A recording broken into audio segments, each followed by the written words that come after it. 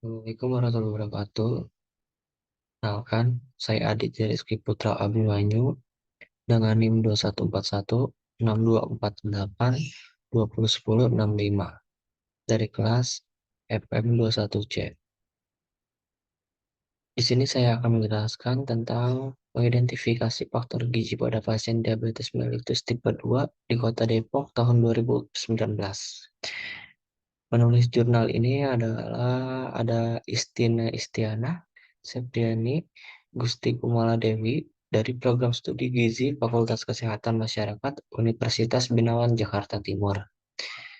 Nama jurnalnya adalah Jurnal Kesehatan Indonesia. Lanjut, di sini saya akan membacakan abstrak yang telah disalin ke bahasa Indonesia. Diabetes mellitus merupakan penyakit degeneratif terbesar kedua di Indonesia yang dipengaruhi oleh beberapa faktor seperti obesitas, aktivitas fisik yang rendah, dan pola makan yang buruk. Perjalanan ini bertujuan untuk mengidentifikasi faktor gizi pada 77 pasien diabetes mellitus tipe 2 di Kota Depok, menggunakan desain penelitian deskriptif cross-seksional. Penelitian ini menggunakan purpose sampling teknik dengan kriteria inklusi-eksklusi. Dianalisis menggunakan analisis univariat. Eh, Hasil sebagian besar responden wanita 84,4%, usia 50-60 tahun 76,7%, status gizi obesitas 44,2%, tingkat pendidikan SMA 40,3%, responden tidak bekerja 68,8%. Selanjutnya obesitas sentral 75,3%. Penelitian ini menyimpulkan bahwa faktor gizi rendah dapat meningkatkan risiko diabetes mellitus tipe 2 di Puskesmas Cimanggis, Kota Depok tahun 2019. Lanjut, saya akan membacakan pendahuluannya. Diabetes mellitus merupakan penyakit kronis yang menjadi tantangan di dalam dunia kesehatan.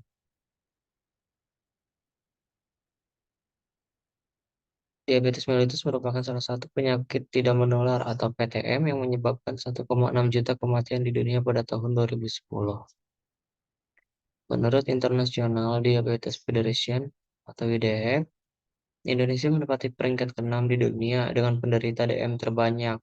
Berdasarkan data dari Rikerdas Provinsi Jawa Barat, prevalensi diabetes berdasarkan diagnosa nakes dan diagnosis disertai gejala masing-masing sebesar 1,3% dan 2,0%. Sementara di Depok pada tahun 2015, angka kejadian diabetes sebesar 21.971 dan meningkat pada tahun 2016 sebesar 34,452 kasus. Lalu menurun pada tahun 2017, terdapat 28,214 kasus. Penderita diabetes mellitus 2,9% yang terdata di seluruh puskesmas Kota Depok.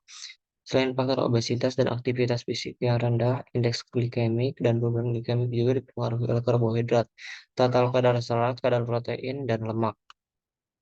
Konsumsi makanan dengan indeks glikemik dan beban glikemik rendah seperti halnya ampas kelapa dan ampas tahu yang dapat menurunkan berat badan pada penderita obesitas memberikan efek penurunan glukosa darah pada penderita diabetes mellitus. Sementara itu, pada penderita diabetes mellitus tipe 2 yang melewatkan sarapan memiliki nilai HbA1c dan indeks massa tubuh atau IMT yang lebih tinggi dibandingkan dengan yang mengonsumsi sarapan. Latihan fisik dengan intensitas tinggi memperbaiki parameter metabolik pada individu yang berisiko diabetes mellitus tipe 2. Pasien diabetes mellitus juga memiliki kekuatan massa otot yang berfungsi otot dan fungsi tangan yang menurun. Oleh karena itu, peneliti ingin mengidentifikasi faktor gizi pada pasien diabetes mellitus tipe 2 di Kota Depok tahun 2019. Metode penelitian. Desain penelitian ini merupakan penelitian deskriptif dengan cross-seksional dengan cara pendekatan observasi atau pengumpulan data sekaligus pada suatu saat.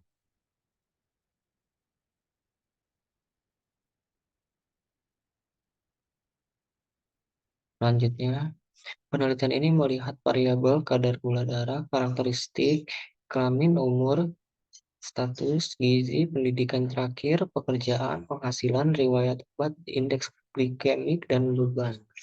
Glikemik pada pangan, kebiasaan sarapan, aktivitas fisik, kekuatan massa otot, serta obesitas sentral. Penelitian ini dilakukan pada bulan Mei sampai Agustus tahun 2019 di Puskesmas Kecamatan Cimanggis, Kota Depok. Sebanyak 77 responden penelitian ini menggunakan teknik proof post sampling dengan kriteria inklusi dan kriteria eksklusi. Penelitian ini telah memenuhi uji ethical clearance dengan nomor sebagai berikut. Data dikumpulkan pada penelitian ini yaitu primer dan data sekunder. Analisa digunakan adalah analisis univariat. Hasil karakteristik tabel responden dapat dilihat pada tabel berikut. Laki-laki 12 orang dan perempuan itu 65 orang. Setara laki-laki itu 15,6% dan perempuan 84,4%. Umur 31 sampai 40 tahun 2,6%, 41 sampai 50 20,8%, dan 51 sampai 60 itu 76%. Jadi rata-rata yang menderita diabetes mellitus itu di umur 76,6%. Di umur 51 sampai 60 dengan persen 76,6. Status gizi kurus, baik overweight, dan obesitas yang menyebabkan diabetes mellitus itu paling tinggi ada di obesitas. Pendidikan terakhir ada SMP, SD, SMA, dan sarjana. Kebanyakan yang menderita diabetes mellitus itu yang SMA, pendidikan terakhirnya. Di SMA itu sebanyak 40,3%. Kerjaan tidak bekerja itu lebih tinggi, 68,9% diabetes mellitus. Terus, berdasarkan tabel di atas terlihat bahwa dari 77 responden sebanyak 65 orang berjenis kelamin perempuan. Selain itu, responden dengan rentan usia 51 sampai 60 tahun menempati presentasi terbanyak yaitu 59 orang. Berdasarkan status gizi, sebanyak 34 orang responden dengan status gizi obesitas. Sedangkan untuk tingkat pendidikan sebagian besar SMA sebanyak 31 orang. Jenis pekerjaan, responden pada penelitian ini paling banyak yang tidak bekerja sebesar 53 orang. Untuk tingkat penghasilan sebesar 1 juta sampai 2 juta per bulan yaitu dengan 30 responden. Dan sebagian besar responden 67 orang rutin mengonsumsi obat pengontrol kadar gula glukosa darah. Terus tabel berikut adalah gambaran tabel gula darah, IG dan BG pada asupan pangan serta obesitas sentral responden dapat dilihat pada tabel berikut ini.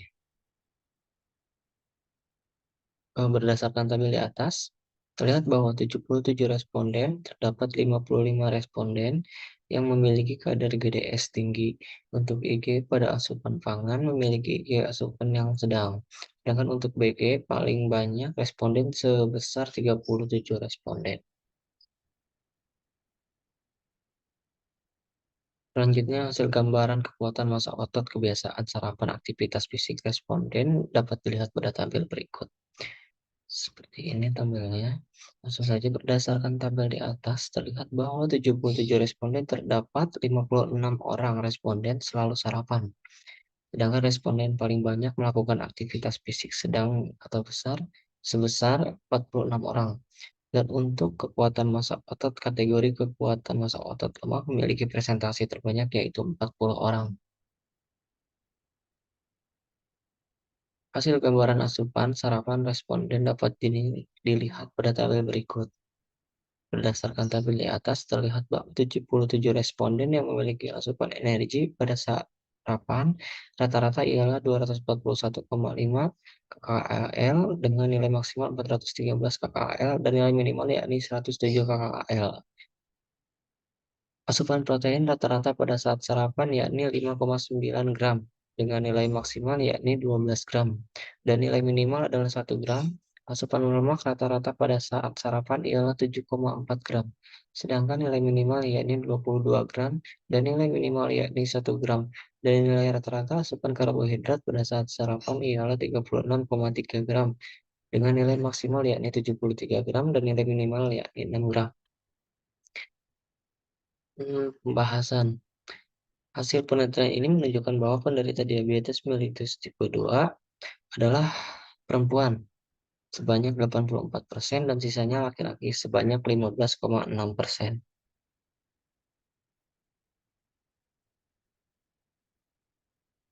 Perempuan lebih berisiko untuk menderita diabetes mellitus tipe 2 dibanding laki-laki. Hal ini dipicu oleh adanya presentase timbunan lemak pada badan wanita yang lebih besar dibandingkan dengan laki-laki yang menjadi salah satu faktor penyebab dapat menurunkan sensitivitas terhadap kerja insulin pada otot dan hati. Selain itu, hormon estrogen pada perempuan berkoordinasi dalam sensitivitas insulin dan peningkatan ambilan glukosa dalam darah. Dengan berjalannya usia, hormon estrogen akan mengalami penurunan dalam tubuh yang menyebabkan sensitivitas insulin. Dan pengambilan gula juga akan turun, sehingga gula akan menumpuk dan bentuk lemak dalam bentuk lemak dalam tubuh yang dapat mengakibatkan obesitas. Penelitian ini menunjukkan bahwa mayoritas responden berusia 50-60 tahun, dengan rata-rata usia 55 tahun. Responden yang masuk ke dalam kategori tua atau berusia di atas 45 tahun mempunyai peluang 3,54 kali lebih besar untuk menderita diabetes mellitus tipe 2. Semakin bertambahnya usia, maka fungsi fisiologi tubuh akan semakin menurun dan dapat menyebabkan terjadinya resistensi insulin. Hal ini disebabkan karena perubahan metabolisme karbohidrat dan perubahan pelapisan insulin dipengaruhi oleh glukosa dalam darah dan terhambatnya pelepasan glukosa yang masuk ke dalam sel karena dipengaruhi oleh insulin. Selain itu, semakin meningkatnya usia, jadi penurunan aktivitas mitokondria di sel otot sebesar 35%. Hal ini berhubungan dengan peningkatan kadar lemak di otot sebesar 30% dan memicu terjadinya resistensi insulin. Penelitian ini menunjukkan rata-rata responden lulusan SMA 40,3%. Tingkat pendidikan memiliki pengaruh terhadap penyakit diabetes mellitus tipe 2. Orang yang tingkat pendidikannya lebih tinggi biasanya akan memiliki banyak pengetahuan tentang kesehatan. Sedangkan tingkat pendidikan seorang yang mempengaruhi kepribadian serta pola makan seseorang. Semakin tinggi pendidikan pasien, maka semakin tinggi juga kesadaran pasien untuk memeriksakan kondisi kesehatannya dan memiliki rasa ingin tahu terhadap perkembangan penyakit yang dialami. Penelitian ini menunjukkan bahwa rata-rata responden berprofesi sebagai ibu rumah tangga. Terdapat hubungan yang signifikan antara fisik dengan kejadian diabetes mellitus tipe 2, di mana dengan aktivitas fisik ringan memiliki risiko 3,58 kali untuk menderita diabetes mellitus tipe 2 dibandingkan dengan orang dengan kegiatan aktivitas fisik sedang dan berat. Kurang aktivitas fisik menyebabkan proses metabolisme atau pembakaran kalori tidak berjalan dengan baik. Responden dalam penelitian ini mempunyai durasi penyakit 1-5 tahun dan 5 tahun lebih, masing-masing sebesar 40,3%. Lamanya pasien menderita diabetes mellitus dikaitkan dengan komplikasi kronik yang menyertainya. Semakin lama pasien menderita diabetes mellitus dan kondisi glikemia, maka semakin tinggi kemungkinan terjadi komplikasi kronik karena adanya kadar glukosa yang abnormal. Rata-rata responden dalam penelitian ini mengonsumsi obat antidiabetik seperti metformin dan glimepiride. Hasil penelitian lain sebanyak 55,2% responden patuh mengkonsumsi metformin. Metformin merupakan obat antidiabetik berfungsi untuk menurunkan resistensi insulin, mengurangi produksi glukosa hati, sedangkan glimepiride merupakan obat golongan sulfonylurea yang berfungsi untuk meningkatkan sekresi insulin oleh sel beta pankreas. Konsumsi obat antidiabetik dapat mengendalikan kadar gula darah pasien. Ada hubungan antara kepatuhan konsumsi obat antidiabetik dengan kadar gula darah penderita diabetes mellitus tipe 2 dengan nilai P 0,12. Hal ini sejalan dengan penelitian yaitu responden yang tidak patuh minum obat antidiabetik berisiko 14 kali mengalami regulasi gula darah yang tidak terkontrol dibandingkan responden yang patuh minum obat antidiabetik. Jika penderita semakin patuh mengonsumsi obat antidiabetik, maka kadar gula darah akan terkontrol dan sebaliknya.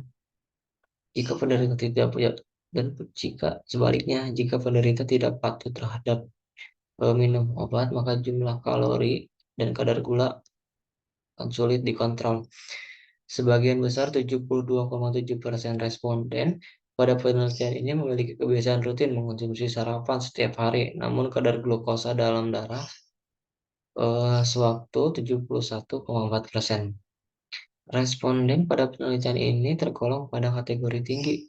Hasil tersebut tidak sejalan dengan penelitian yang lain. Hasil bahwa pasien diabetes mellitus melewatkan sarapan pagi cenderung memiliki kontrol glukosa darah yang lebih buruk dibandingkan dengan kelompok yang mengonsumsi sarapan. Penelitian ini di Jerman menunjukkan hasil bahwa dibandingkan dengan responden yang memiliki kebiasaan melewatkan makan malam, responden yang memiliki kebiasaan melewatkan sarapan cenderung kadar glukosa darah 2 jam setelah makan yang lebih tinggi. Hal ini disebabkan karena komposisi sarapan responden pada penelitian ini didominasi oleh karbohidrat dengan presentasi sebesar 60,1%. Sementara itu, presentase asupan protein dan lemak responden pada saat sarapan lebih rendah dibandingkan asupan karbohidrat, yakni masing-masing rata-rata sebesar 9,8% dan 27,6%. Sebagian besar responden dalam penelitian ini memiliki tingkat aktivitas fisik yang tergolong sedang, namun total metabolic equivalent of tasks atau METS responden yang didapatkan untuk mengklasifikasi tingkat aktivitas fisik tersebut tidak spesifik menggambarkan kebiasaan olahraga responden, namun merupakan total aktivitas fisik sehari-hari. Hasil penelitian ini sesuai dengan penelitian lain, yakni olahraga aerobik dengan intensitas sedang dan non-progressive aerobic training.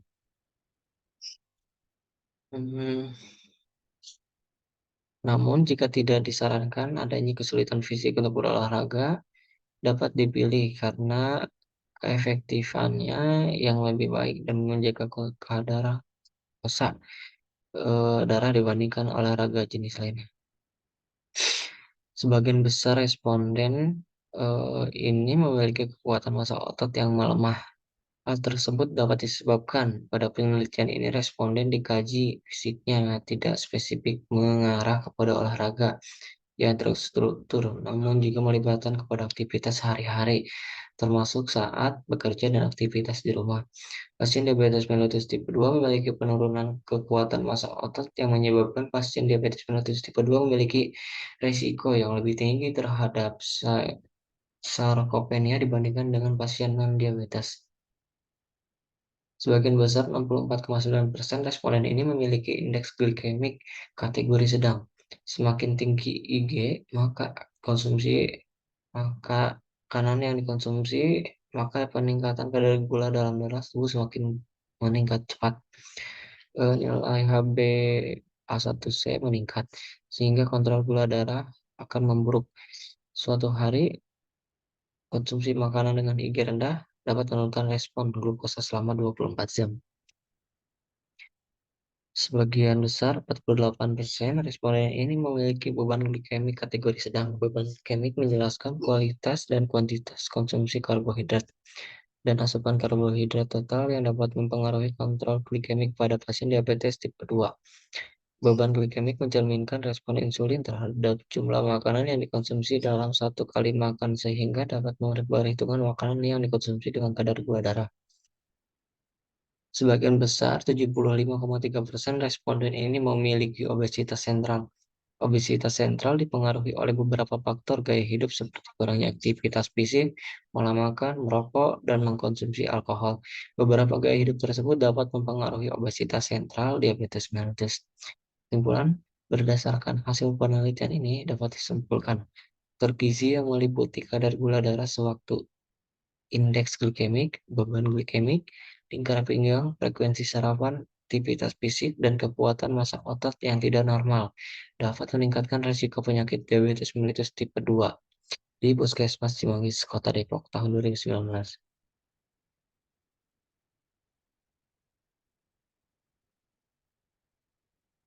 Referensinya ini dari World Health Organization tahun 2010, ada dari IDF juga tahun 2019, dari Kemenkes Republik Indonesia 2018, riset kesehatan dari Dinas Kesehatan Kota Depok, kemudian dari jurnal-jurnal ini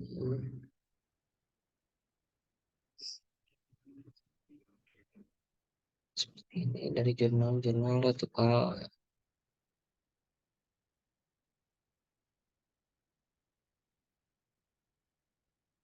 mungkin dari saya terima kasih. Mohon maaf bila ada kesalahan. Wabillahi taufiq wal hidayah. Assalamualaikum warahmatullahi wabarakatuh.